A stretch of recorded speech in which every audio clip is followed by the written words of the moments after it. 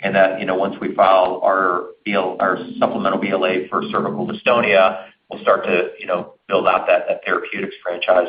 Of course, we're always going to be thoughtful about how we build the right shareholder value long term. Today we really like where we're positioned, and we think that the value proposition for a long-acting neuromodulator has never been better in terms of the opportunity, and I think the recognition in the competitive community that having a long-acting neuromodulator is going to be an important asset to have longer term. So we'll continue to evaluate that and see what we think makes the most sense. But right now we're very focused on kind of the plan as we've laid it out. Okay, great. Thank you. Our next question will come from the line of Balaji Prasad from Barclays. You may begin. Hi, good evening. Thanks for the questions. A couple of questions from me. Firstly, on the supplemental BLA, can you help us understand what kind of timelines would you need to file it, assuming DAXI is approved? Is it a question of a couple of months or longer? One. Two, also on the non-GAAP R&D that you guided towards, the manufacturing costs being expensed. What kind of inventory is this for? Is it around 6 to 9 months or more than a year? And linked question, what happens to the inventory in case the BLA filing gets further delayed? Hopefully we don't reach there, but in case it happens, what would happen to this inventory? Thanks. Yeah, this is Mark. I'll try and take maybe 1 and 3 and then hand it over to Toby for 2.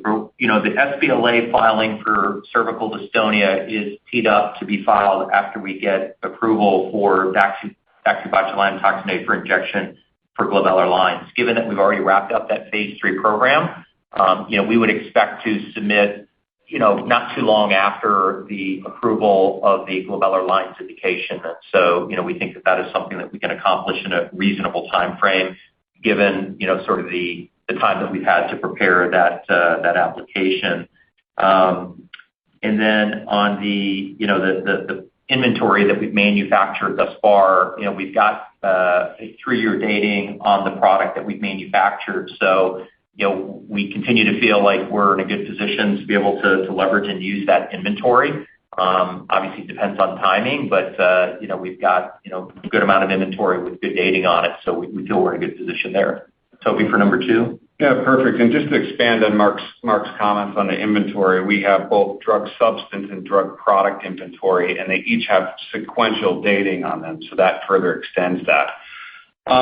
If you were to look, we just filed our Form 10-K, and we break down our R&D expenses a bit further.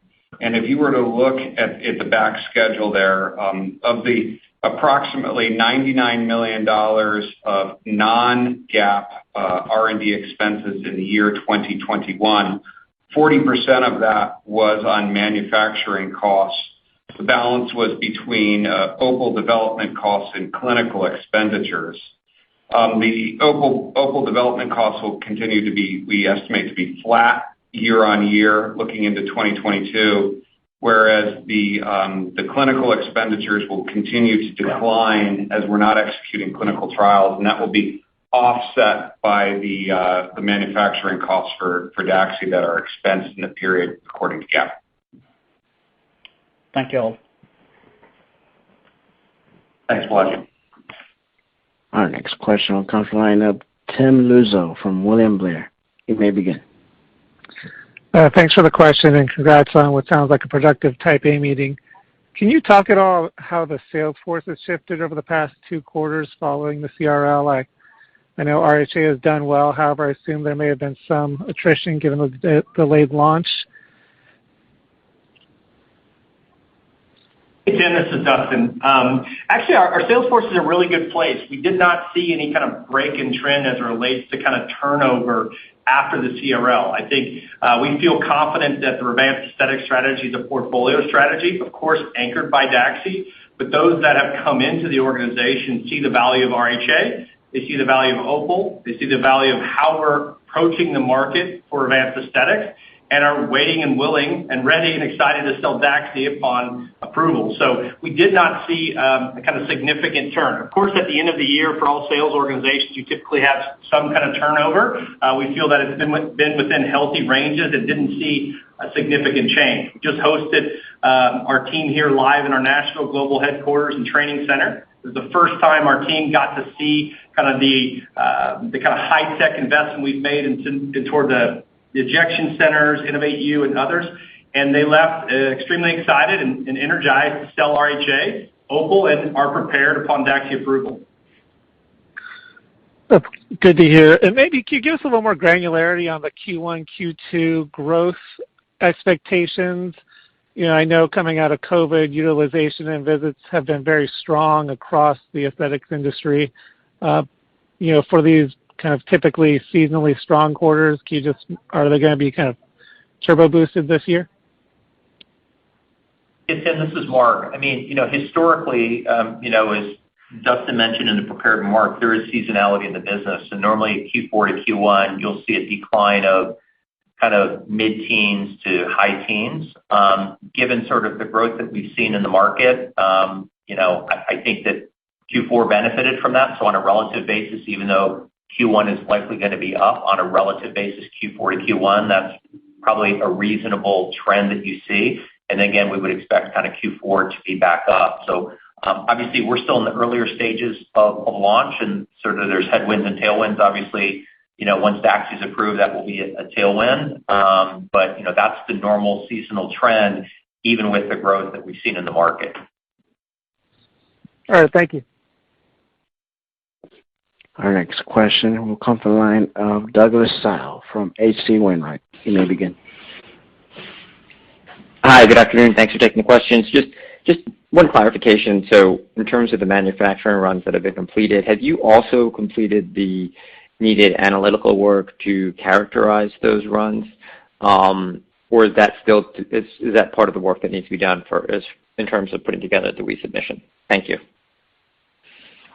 Yeah, Doug, so we have completed the analytical work associated with those manufacturing batches. So we've completed the manufacturing activities related to those batches. Okay, great. Thank you so much. Congratulations. Our next question will come from the line of Serge Belanger from Needham. You may begin. Hi, this is Rohit on for Serge. Thanks for taking my question. Just in terms of the OPUL platform, how do you expect it to grow in 2022? Do you see DAXI as a growth driver for the platform when it gets on the market? I think this is Dustin. I'll start with the OPUL platform. Yeah, we're definitely excited about OPUL. As you know, we're in that next phase of now having a new platform, a new technology with new features, and building on the foundation of what those features can add in terms of value for our current customers.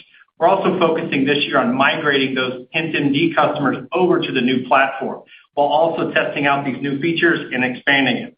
Of course, DAXI has a lot of pent-up demand and excitement in the marketplace and will have impact on OPUL. But we do see the value of all of these items kind of being a bit delinked in the sense of OPUL has a standalone value, RHA has standalone value, DAXI has standalone value, but then the combination can help all three in the right account. So we're excited to continue the progression of OPUL and bringing more value and services to the customer.